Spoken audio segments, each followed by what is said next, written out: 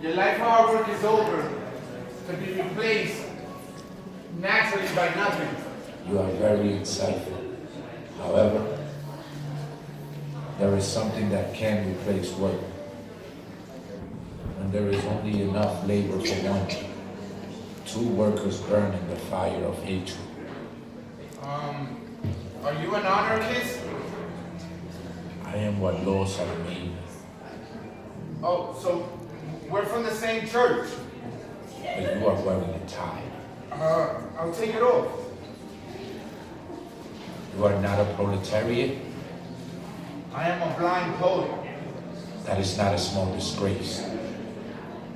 I have no doubt you are gifted. But here, intelligence and skill are always belittled. Nothing matters but money. But swift changes are coming. Changes for the better. Changes for the worse.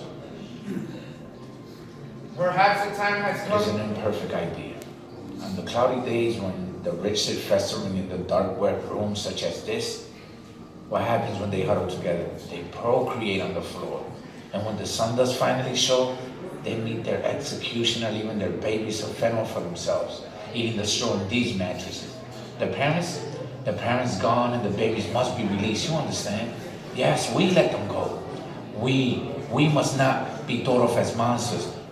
The new set of leaders refuse to be the monsters. It is someone else's duty to be the monster. We will do what is right, as we do every time. We set the babies free. We send the children into the world knowing full well they carry nothing in their language centers of their brains but treasure maps. Then off they go to seek their parents' caches of precious metals, and it begins again. That is the problem. The only solution is to eliminate wealth. Eliminate wealth. Tear down the entire thing and come up with a new concept of labor and property. The blue-collar workers reproduce like flies, while the big kahunas, the rich motherfuckers, the lords, the CEOs, they reproduce the ways elephants do, very slowly, ceremonially. We have to start a new religion. Yeah, we working on it. A good hunt could cause the boss's skin to become covered with scars. That's right. A false elephant has a lot of skin. Ivory. The stolen tail. How does one peel the skin from an elephant? Thank you, Flaco. That was Flaco Jimenez. My name is Victor Morales. I'm the creator of Esperpento. We're having a live show, and this is one of our puppets. We're having the show at 1:30. We're going to go live. This puppet is it's a combination of different techniques.